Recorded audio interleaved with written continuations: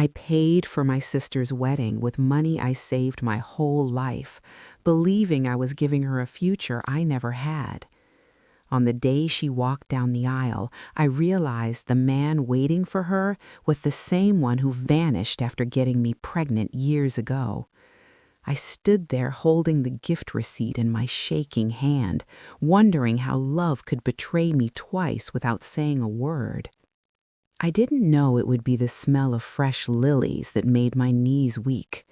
I had walked into the wedding hall early before the guests arrived because I wanted to fix my sister's veil one last time and make sure nothing had gone wrong. The chairs were still empty, white ribbons hanging loosely, the kind that flutter if someone walks too fast past them. I remember thinking how quiet everything felt, how strange it was that a place meant for celebration could feel so hollow. That was the moment I saw him from a distance, standing near the altar, adjusting his cufflinks with the same nervous habit I had memorized years ago. My chest tightened before my mind could catch up. I told myself I was tired, that stress was playing tricks on me, but my hands started shaking anyway, and I had to grip the back of a chair to stay upright. I had always been the responsible one, the older sister, the one who paid bills on time, who skipped vacations, who kept envelopes of cash tucked into a drawer labeled emergency. When our parents died within 2 years of each other, I became more than a sister to Lena. I became her safety net. I packed her lunches, helped her with college applications, sat through her heartbreaks with cups of cold tea grown untouched on the table. So when she came to me 3 years ago, eyes red and voice trembling, telling me she was engaged but had no money for a proper wedding, I didn't hesitate. I told her we'd make it work. I told her love deserved celebration. I didn't tell her that the money I offered was the last of what I'd saved, the quiet promise I'd made to myself after losing everything once already. Years before Lena's engagement, my life had taken a turn I never shared with my family. I was younger then, softer, still believing that people meant what they said when they promised forever. I met him during a brief, hopeful season when I thought stability was finally within reach. He was charming in a quiet way, the kind of man who listened more than he spoke, who touched your hand like it mattered. When I told him I was pregnant, his face went pale and he asked for time. He never came back. His phone went silent, his apartment emptied. I learned how someone could disappear without dying. I carried that loss alone, miscarrying weeks later in a hospital room that smelled like disinfectant and loneliness. I buried the memory deep, convinced it was safer there.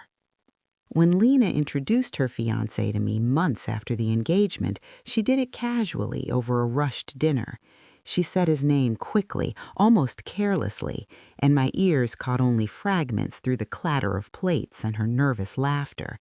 He wasn't there that night. He was working late, she said, rolling her eyes affectionately. I remember noticing how often she avoided details, how she changed the subject when I asked how they met. I told myself not to pry.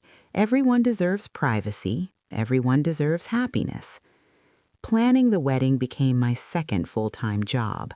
I paid deposits, negotiated with vendors, tasted cakes that all seemed too sweet. Each receipt felt heavier than the last, but I told myself it was worth it to see Lena smile. Sometimes, late at night, I'd sit on my bed counting what little remained in my savings account, reassuring myself I didn't need much anymore. I was used to living small. I didn't know I was funding the stage for my own reckoning. The first real hint came a week before the wedding, when I saw a photograph on Lena's phone by accident. We were flipping through pictures of dresses when a message notification popped up with his name. My breath caught. The name was uncommon, spelled exactly the same way. My heart started pounding so loudly I was sure she could hear it. I laughed it off, telling myself names repeat, coincidences happen. Still, that night I couldn't sleep. I lay awake listening to the hum of the refrigerator through the wall, my mind replaying memories I had sworn were buried. On the wedding morning, everything moved too fast. Hair, makeup, laughter, the smell of hairspray mixing with perfume. Lena looked radiant, glowing in a way that made all the sacrifice feel justified. She hugged me tightly, whispering thank you over and over, and I swallowed the lump in my throat. I told myself this day wasn't about me, it was about her new beginning. Then I arrived early at the hall, lilies in the air, silence heavy, and I saw him clearly, unmistakably. The way he stood, the scar near his eyebrow, the face that had once leaned close to mine and promised we'd figure everything out. He hadn't seen me yet. For a moment, time stretched thin, and I wondered how many secrets could exist in one room before they collapsed under their own weight. My sister was about to marry the man who had shattered me, and she had no idea. Or maybe she did. I didn't know which possibility hurt more. The music hadn't started, the guests hadn't arrived, but something inside me had already broken open, and I knew there was no turning back from the truth waiting just ahead. I stayed where I was, half hidden behind a row of chairs, watching him move as if he belonged there, as if he had every right to stand beneath those lights. My first instinct was to leave, to walk back out into the morning air and pretend I had imagined everything. My second instinct was anger, hot and sudden, rising from a place I thought had long gone cold. I pressed my fingernails into my palm and forced myself to breathe slowly. The hall felt too bright, too clean for what was unfolding inside me. He laughed quietly with the wedding coordinator, nodding politely, the picture of a calm groom. It was unbearable how normal he looked. I told myself to wait. I needed certainty, not suspicion fueled by old wounds. I watched for details only I would know. When he pushed his sleeves back, there it was, the thin silver watch he never took off, scratched near the clasp from the time he dropped it on concrete. My stomach turned. Memory isn't just visual, it's physical. My body remembered him before my heart was ready to accept it. I stepped back, my heel scraping softly against the floor. He looked up, and for a fraction of a second our eyes met. His face drained of color so fast it felt like watching a candle blow out. He didn't say my name, but his lips parted as if he might. The silence between us stretched, thick and suffocating. Then someone called his name from the other side of the room, and the spell broke. He turned away, shoulders stiff, and I realized he knew exactly who I was. He had known all along. My chest tightened with a new, sharper pain. This wasn't coincidence. This was a choice. I found Lena in the bridal room, sitting in front of a mirror, her veil draped carefully over the back of the chair. She looked up at me with that familiar smile, the one that always made me want to protect her from the world. I closed the door behind me, my hands trembling so badly I clasped them together. The room smelled like powder and roses. I struggled to find my voice, afraid that if I spoke too quickly, everything would spill out in a way I couldn't control. "Lena," I said softly, "there's something I need to ask you." She laughed nervously. "Is something wrong? You look like you've seen a ghost." "In a way," I replied, pulling a chair closer. "How long have you known him?" She hesitated, eyes flicking toward the door. "Why does it matter?" "Please," I said, my voice breaking despite my effort to stay calm. "Just tell me." When she said it, slowly, clearly, there was no longer any room for denial. The same name, the same man. The room felt smaller, the walls inching closer. I told her then, not dramatically, not with accusations. I told her the truth, the way it had lived inside me all these years, quietly, painfully. I told her about meeting him, about believing him, about the pregnancy I never planned and the child I never got to hold. I told her about waiting by the phone, about learning how absence can echo louder than shouting. Lena's face crumpled as I spoke. She sank back into her chair, hands clutching her dress. He told me he had a complicated past. He said he hurt someone a long time ago, but that it was over. Did he tell you who? She shook her head, tears sliding down her cheeks. I didn't ask. There was a knock at the door. We both froze. A bridesmaid's voice called out that it was almost time. Lena looked at me with panic in her eyes, as if she were suddenly a child again, unsure of what to do without guidance. I wish I could take her hand and lead her away from all of this, but life doesn't rewind that way. Choices demand their moment. He's out there, I said quietly, and he knows who I am. Her breath hitched. Did he say anything? No, I replied, but his silence said enough. She stood slowly, smoothing her dress with shaking hands. I don't know what to do, she whispered. I can't tell you, though every part of me wanted to, but you deserve the whole truth before you say yes. When she walked past me toward the door, her shoulders squared with determination, I felt something shift inside. Whatever happened next, the secret was no longer mine alone. The music began outside, a gentle cue that the world expected celebration. I stayed behind, sitting in the quiet room, listening to my heart pound and wondering how many lives could be altered in the span of one ceremony. I didn't follow Lena out right away. I needed a moment alone, a pocket of stillness before everything changed. I sat there listening to the muffled music through the walls, the soft shuffle of feet, the low hum of voices gathering.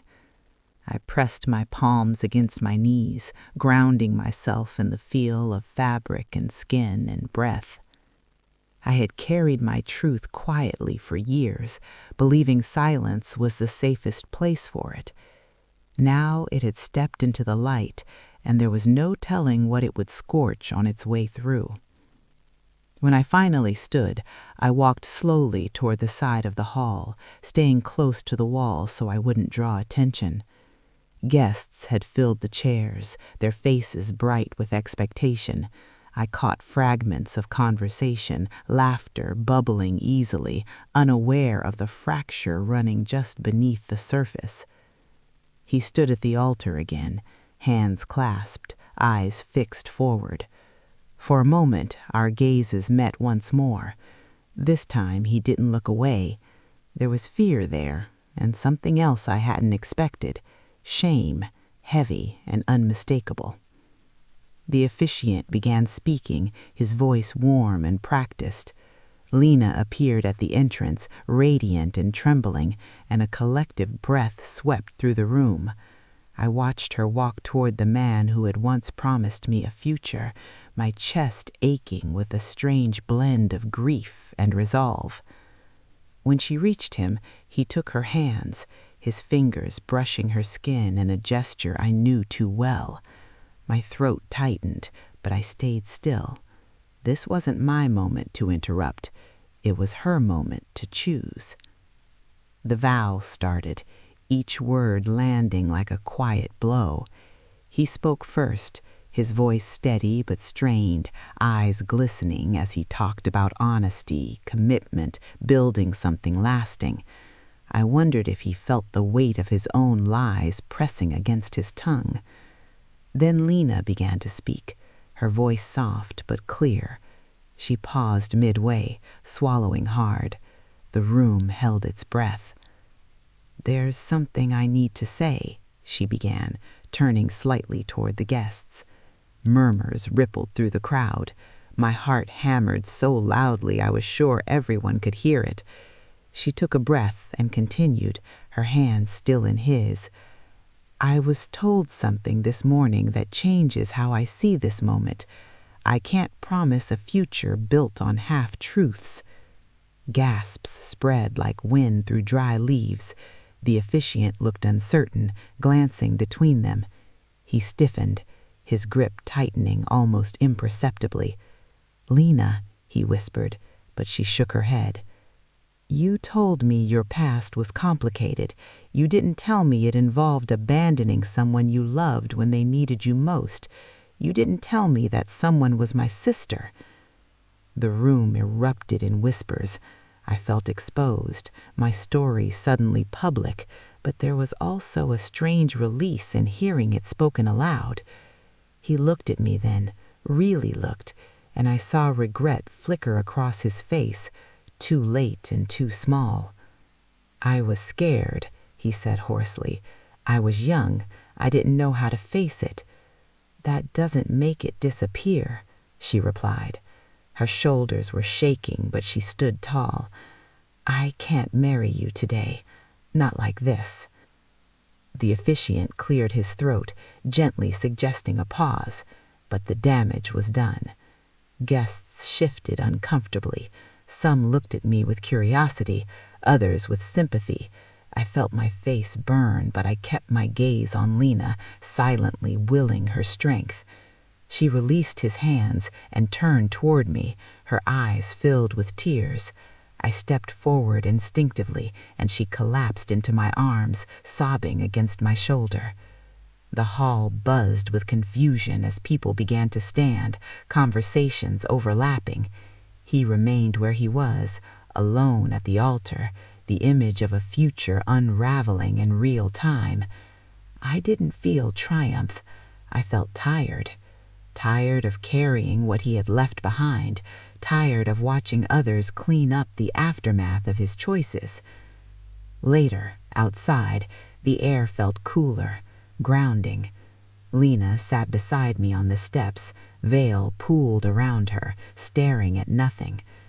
"I didn't know," she kept repeating, as if saying it enough times might erase the hurt. "I know," I said, wrapping an arm around her, "and I believe you." He approached hesitantly, stopping a few feet away. "I'm sorry," he said to both of us, his voice barely audible. "I never meant it to go this far." "That's the problem," I replied quietly. "You never mean to, and yet you always do." He left without another word, his footsteps fading into the distance. Lena leaned her head against mine, and for the first time that day, the silence felt honest. The wedding was over, but something else had begun, painful, uncertain, but real. The days after the wedding that never was moved in a strange blur, as if time itself had lost its rhythm. I stayed with Lena for a week, sleeping on the couch, listening to her cry softly in the early hours before dawn. The house smelled of wilted flowers and untouched food. Gifts arrived anyway, delivered by well-meaning relatives who hadn't yet heard what happened. We stacked them in a corner, unopened, a quiet reminder of expectations that no longer existed. Lena oscillated between anger and grief, sometimes within the same breath. One moment she cursed him for lying, for dragging both of us into his unfinished past, and the next she blamed herself for not asking more questions. I let her talk, let the words spill out until her voice went hoarse. I didn't rush to fix anything. Some things need to be felt fully before they can loosen their grip. At night, when the house finally fell silent, I lay awake, staring at the ceiling, tracing old cracks with my eyes, thinking about the child I lost and the future I never planned for, but it quietly mourned anyway. Family reactions came in waves. Some relatives called to check in, their voices cautious, choosing their words carefully. Others were less kind, questioning why I hadn't spoken up sooner, why I had let the wedding planning go so far. I absorbed it all without protest. Blame has a way of finding the nearest open space, and I had grown used to carrying more than my share. Still, there were moments when the unfairness of it all settled heavy in my chest, and I had to step outside just to breathe. One afternoon, Lena and I sat at the kitchen table, sunlight filtering through the curtains, dust motes drifting lazily in the air. She pushed a mug of cold coffee back and forth between her hands. "I keep thinking about the money," she said quietly. "You gave up so much for me, and now it's all gone." I looked at her tired face, the dark circles beneath her eyes. "Money can be earned again," I replied. "Trust takes longer." She nodded, tears welling.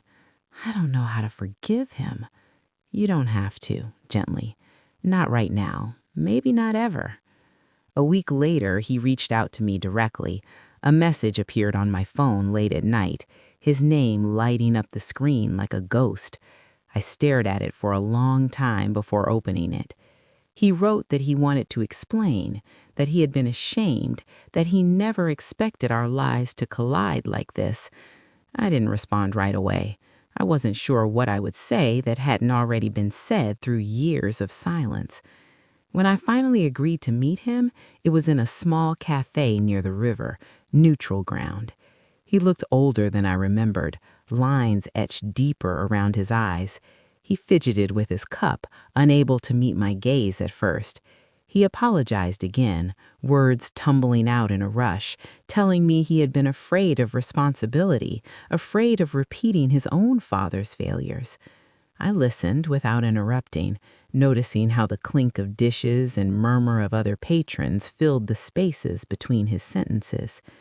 When he finished, I spoke calmly. "You don't owe me explanations," I said calmly. "You owed me honesty back then. What you do now doesn't change what happened." He nodded slowly, tears pooling in his eyes. "I know. I'm not here for closure," I added calmly. "I'm here to tell you that your choices ripple outward. They land on people you never see." We parted without reconciliation, but also without bitterness. I felt lighter walking away, as if naming the truth one last time had loosened something knotted inside me. Back home, Lena had begun packing away wedding items, folding fabric with care, deciding what to keep and what to let go. Each small decision seemed to steady her a little more. Weeks passed, life resumed its quieter patterns. I returned to work, to routines that felt comforting but hollow. Lena started therapy, slowly learning to trust her instincts again. We talked more honestly than we ever had, about fear, about love, about the things we hide to survive. The bond between us, tested and bruised, grew stronger in its honesty. One evening, as we sat on the balcony watching the sky fade from blue to gray, Lena reached for my hand. "I'm glad it was you," she said softly. "If the truth had to come out, I'm glad it came from you." I squeezed her fingers, feeling a quiet sense of peace settle in my chest. Sometimes healing doesn't come from happy endings, but from facing what's broken together without turning away.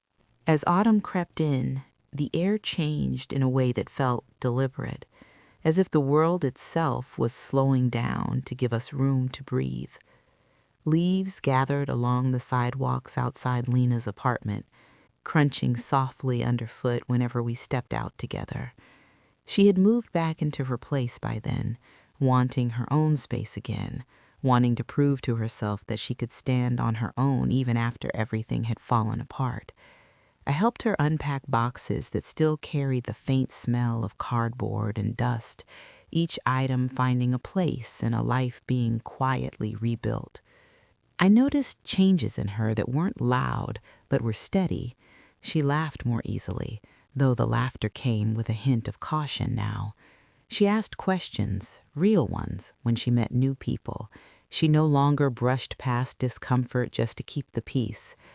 Watching her grow into that awareness made the loss feel less wasted, like maybe something good had been salvaged from the wreckage after all. For me, the healing was quieter, almost invisible. I started walking in the mornings again, something I hadn't done since before everything unraveled years ago. The rhythm of my footsteps on the pavement, the cool air filling my lungs, helped me sort through thoughts I had long avoided. I began to acknowledge grief without letting it define me. I allowed myself to mourn not just the child I lost, but the version of myself who believed love alone could protect her. One afternoon, while sorting through old paperwork, I found the envelope where I used to keep my savings, now nearly empty. I sat on the floor, the envelope resting in my lap, and waited for the familiar sting of regret. It didn't come the way I expected. Instead, I felt a strange sense of clarity. That money had bought more than a wedding that never happened. It had forced the truth into the open. It had protected my sister from building a life on lies. It had, in its own painful way, given me back my voice. Lena and I talked openly about the future, not in grand plans, but in small, manageable steps. She talked about traveling someday, about returning to school, about learning what she wanted outside of being someone's partner. I talked about things I hadn't allowed myself to consider before, moving to a new place, taking a class just because it interested me, letting myself hope again without attaching that hope to another person. Occasionally, news about him reached us through mutual acquaintances. He had moved away, changed jobs, started over somewhere else. I didn't feel the urge to follow his story. Some chapters don't need to be reread to understand how they end. I wished him accountability, not punishment, growth rather than erasure. That, I realized, was a sign of how far I'd come. The most unexpected change was how people began to see me. Family members who had once questioned my silence now came to me with their own stories, their own confessions. They trusted my steadiness, my ability to listen without judgment. I became, without trying to, a keeper of truths. It was heavy at times, but it also felt meaningful. My pain had given me a language others recognized. One evening, Lena cooked dinner for us, something simple and warm. As we ate, she looked up at me and said, "I don't know where I'd be if you hadn't told me." I smiled softly. "I would have found your way," I replied, "but I'm glad I could walk with you for this part." When I went home that night, I stood by my window for a long time, watching the city lights flicker on one by one. I felt older, yes, but also steadier. Life hadn't given me what I thought I wanted, but it had given me something else: clarity, resilience, and a deeper understanding of what love should never ask us to sacrifice. The past no longer felt like a weight dragging behind me. It felt like a chapter closed with intention, not avoidance. And as I turned away from the window and prepared for sleep, I realized that sometimes dignity is the quiet victory we don't recognize until everything else has fallen away. Winter arrived gently that year, without the drama of storms or heavy snowfall. It came in small ways instead, in the early darkness, in the way my breath showed up faintly in the air when I stepped outside, in the quiet that seemed to settle over everything. Lena and I developed a habit of calling each other every Sunday evening, no matter how busy life became.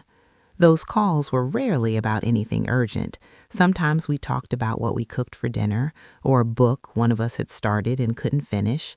Other times we sat in comfortable silence, listening to each other breathe, a reminder that neither of us was alone anymore.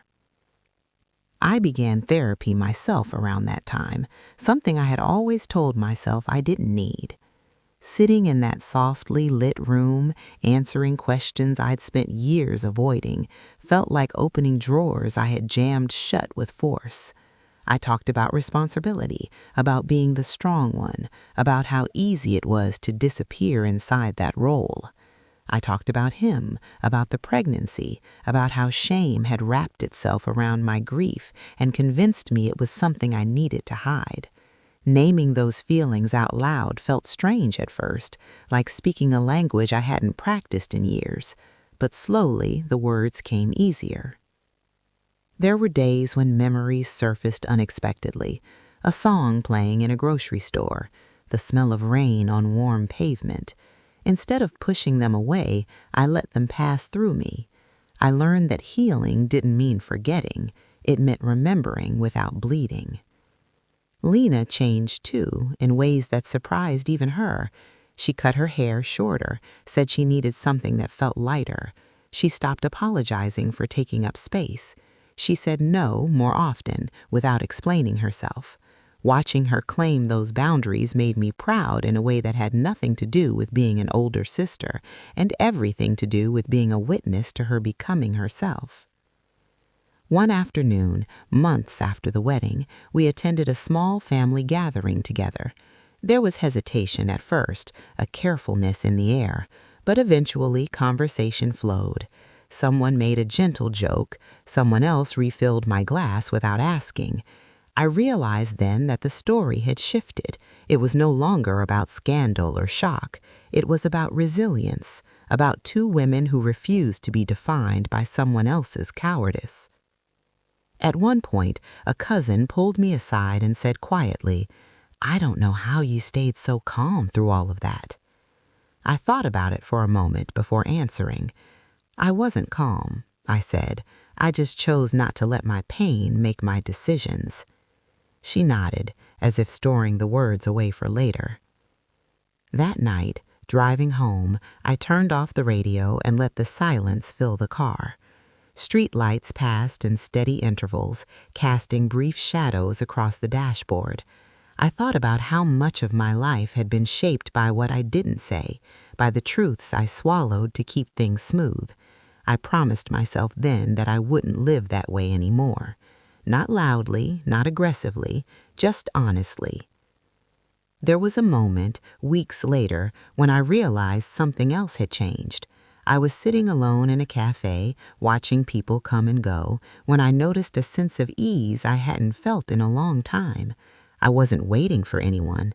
I wasn't bracing myself for disappointment. I was simply there, present in my own life. The realization settled over me slowly, like warmth returning to cold hands.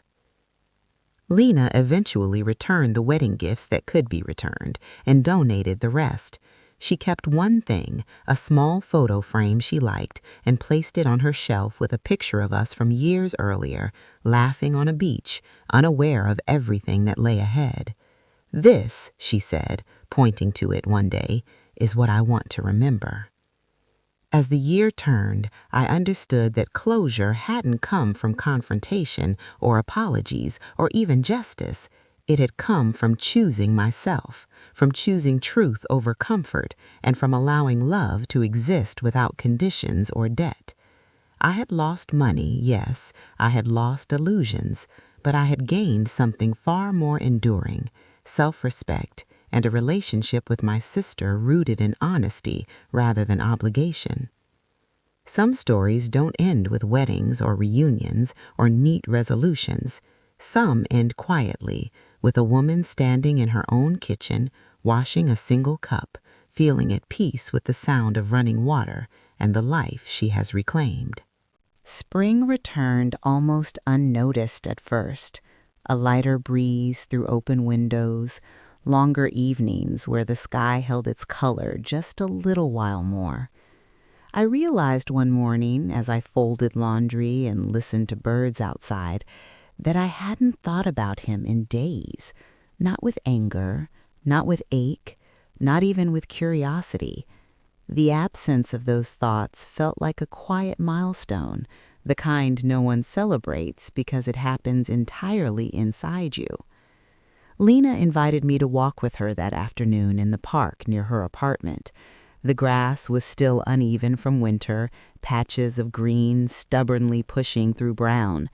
Children ran past us, their laughter sharp and unfiltered, and for a moment I felt a familiar tightening in my chest. I slowed my steps, grounding myself in the feel of the path beneath my shoes. Lena noticed and didn't rush me. She had learned, as I had, that pauses weren't weaknesses, they were necessary. "I've been thinking," she said after a while, her hands tucked into her jacket pockets, "about how close I came to marrying someone I didn't fully know." I nodded. "Most people do," I replied. "They just don't always get a warning before it's too late." She exhaled slowly. "I don't want to live like that anymore. I don't want to ignore the quiet doubts." "You won't," I said with more certainty than I expected. "You've already learned how to listen." Later that week, I made a decision of my own. It wasn't dramatic. There was no announcement, no symbolic gesture. I simply applied for a transfer at work, something closer to home, something that would give me back hours of my day I'd been giving away without question. When the approval came through, I felt a small thrill of possibility. Time, I was learning, was a resource too precious to spend proving your worth to people who never asked for it properly. With that extra time, I started doing things that had nothing to do with being useful. I took a pottery class on a whim, my hands awkward with clay at first, then slowly more confident. There was something grounding about shaping something imperfect and letting it be what it was. I kept a few misshapen bowls on my shelf as reminders that beauty didn't require symmetry. One evening, as Lena and I cooked together, she asked a question she'd clearly been holding back. "Do you ever wish things had gone differently?" I considered it carefully, stirring the pot slowly. "Sometimes," I admitted, "but wishing doesn't change the past. Understanding it changes how you walk forward." She nodded, absorbing that. "I'm glad you told me the truth," she said quietly, even though it hurt. "So am I," I replied. "Pain with clarity heals faster than comfort built on lies." There were moments still when the loss resurfaced unexpectedly, passing a toy store, hearing a lullaby on a neighbor's radio. I didn't turn away from those moments anymore. I let myself feel the tenderness without judgment. I had learned that grief didn't mean something was wrong with me. It meant I had loved deeply, even if that love had nowhere to land. At a small gathering one night, someone asked me if I had children. The question hung in the air, casual and unintentional. I paused, then answered honestly. "No," I said. And for the first time, the word didn't feel like a wound. It felt like a fact, one that didn't require explanation.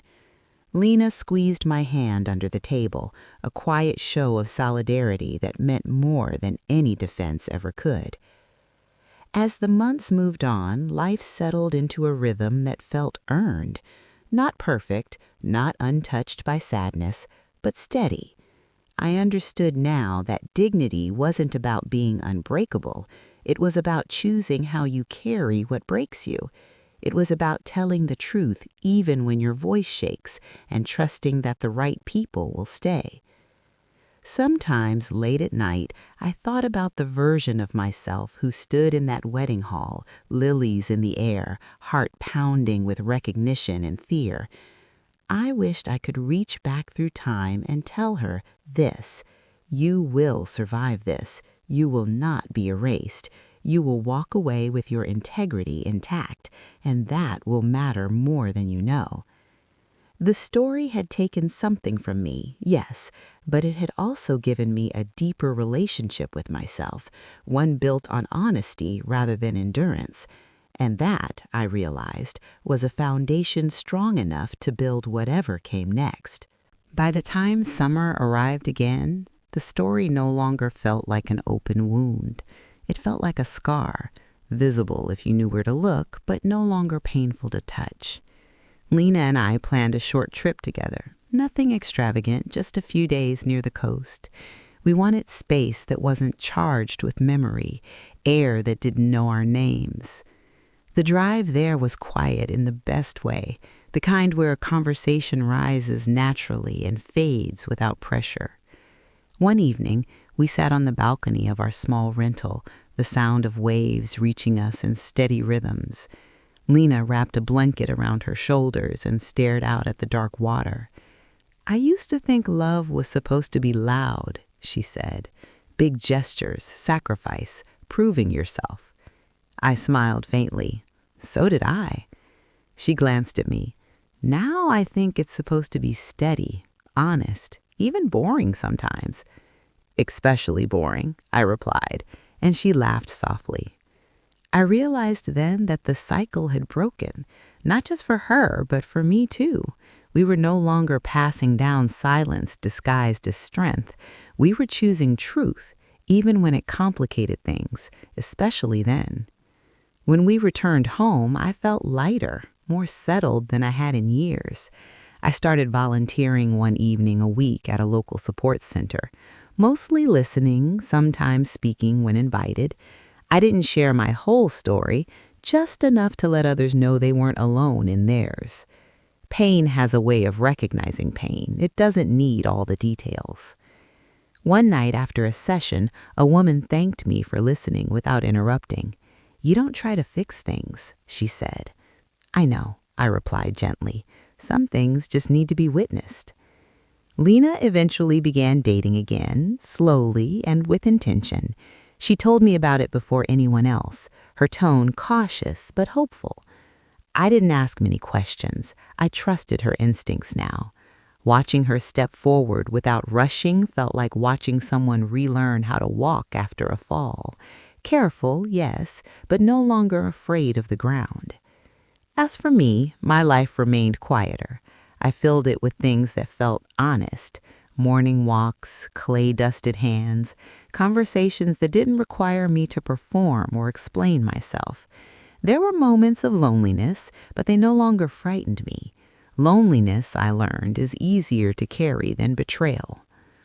Sometimes people still brought up the wedding, lowering their voices as if speaking of something shameful. I met those moments with calm. It wasn't a failure, it was a truth arriving on time. Most nodded, unsure how to respond, but I could see something settle in them too. Truth has that effect. On a quiet evening near the end of summer, Lena called me just to say she loved me. No crisis, no reason, just the words, offered freely. After we hung up, I sat for a long time, phone resting in my hand, feeling the simple weight of connection. It struck me then how rarely we say what matters when nothing is forcing us to. The life I was living now wasn't the one I had imagined years ago, but it fit me better. It didn't require me to shrink or stretch myself into someone else's expectations. It asked only that I be present, honest, and kind to myself first. I had once believed that sacrifice was the highest form of love. Now I understood that self-respect was just as important. Love that demands your silence is not love.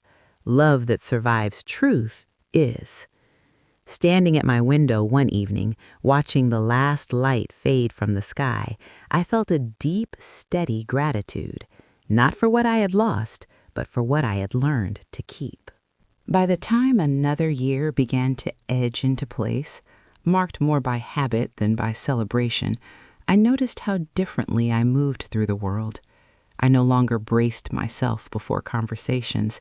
I no longer rehearsed responses in my head, trying to anticipate disappointment. There was a quiet confidence in knowing that whatever truth surfaced, I could meet it without folding inward.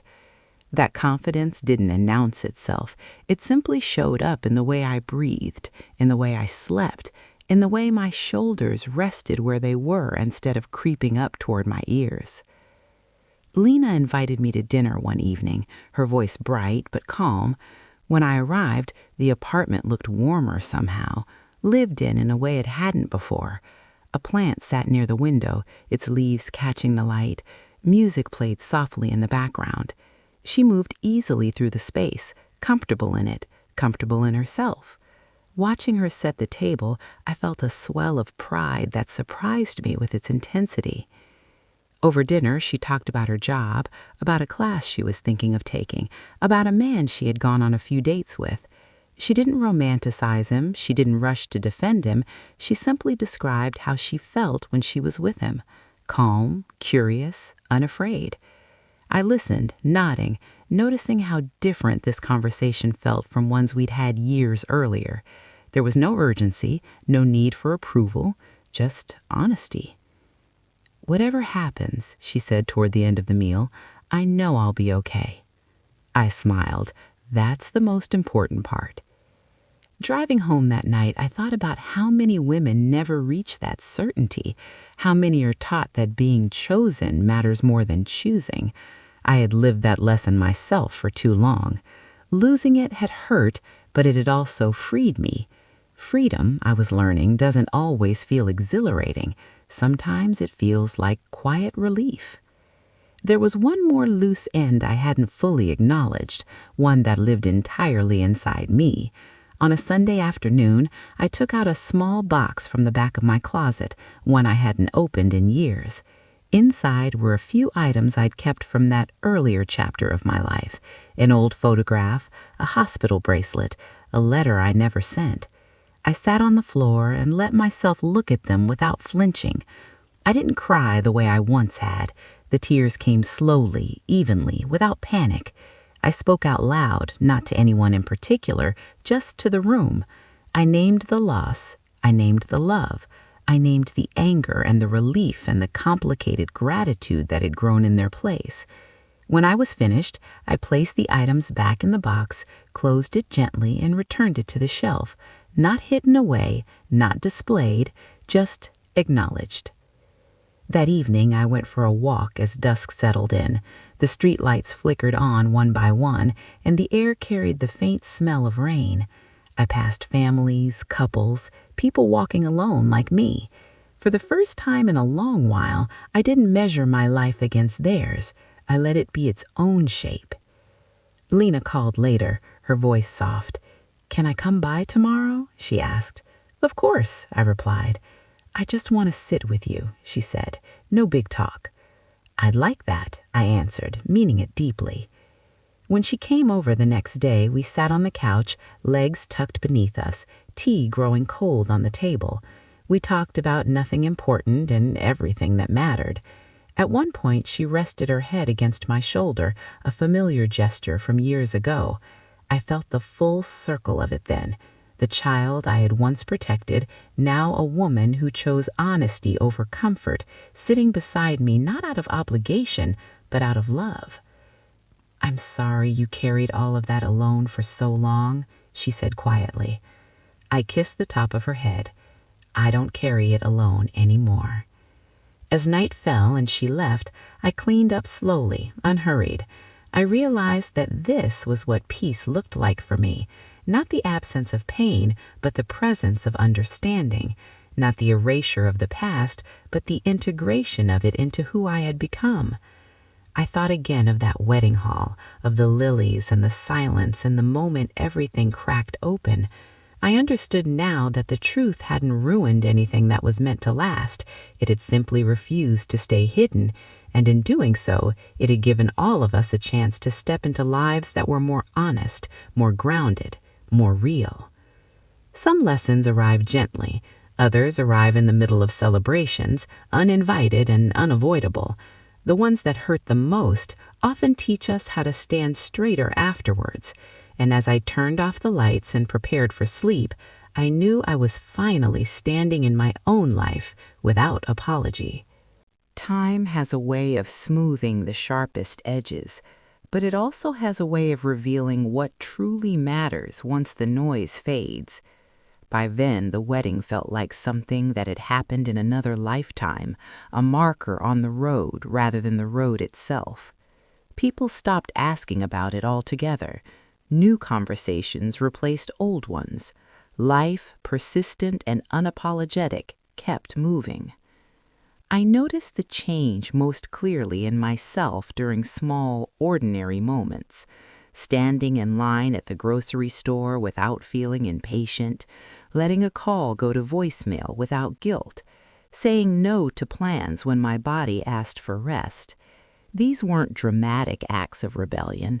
They were quiet choices rooted in respect for myself, something I had once postponed for later, for someday, for when everything else was taken care of. Lena continued to grow into her independence. The man she had been seeing faded gently out of her life, not with heartbreak, but with clarity. He wasn't wrong, she told me one afternoon, just not right. The simplicity of that statement struck me. It took years of pain for me to learn that lesson, and here she was, already practicing it with grace. One afternoon, while sorting through old photos for a family album, I came across a picture of my parents, taken long before illness and grief reshaped us all. I studied their faces, the quiet affection between them. For the first time, I didn't feel sadness at what was lost. I felt gratitude for the steadiness they had modeled, even imperfectly. I understood now that strength didn't mean silence. It meant consistency, presence, accountability. I decided to do something symbolic but private. I withdrew a small amount of money from my paycheck and opened a new savings account. I labeled it simply with my name, no emergency, no justification, just a quiet commitment to myself that I would never again give away my security without care. It wasn't about bitterness, it was about balance. That evening, I cooked dinner for myself, something nourishing and unhurried.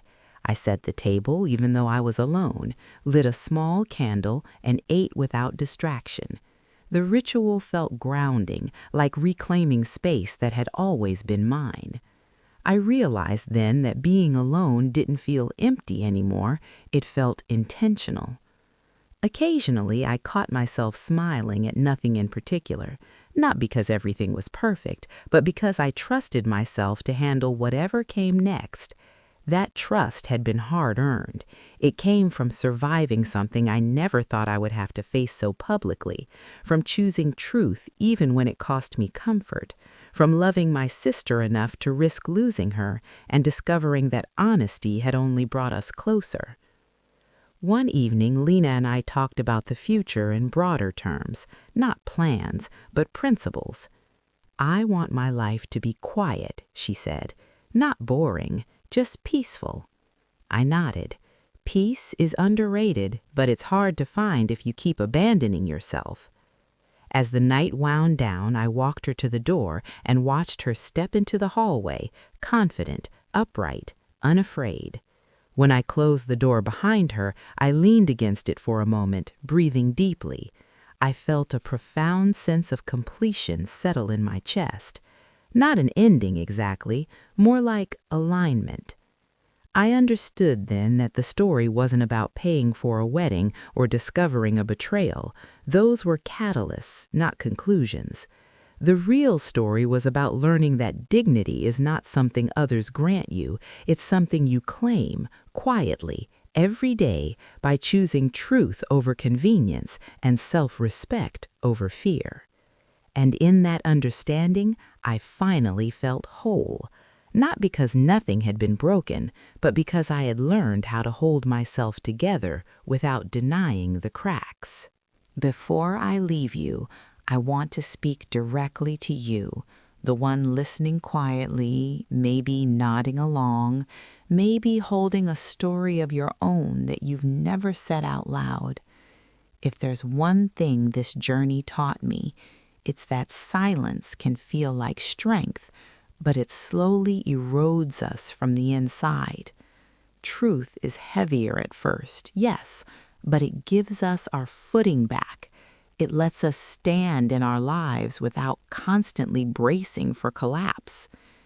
If you've ever paid a price for someone else's happiness while neglecting your own, I hope you remember this. Generosity should never require self-erasure. Love should not demand that you disappear, explain away your pain, or carry secrets that don't belong to you. And if you're facing a moment where the truth might change everything, ask yourself whether what it threatens to destroy was ever built to last. Sometimes betrayal isn't the end of the story. Sometimes it's the moment the real story finally begins, the one where you choose yourself, where dignity replaces endurance, and where peace becomes possible because you stopped lying to survive. If the story reminded you of something you've been carrying, I hope you give yourself permission to set it down.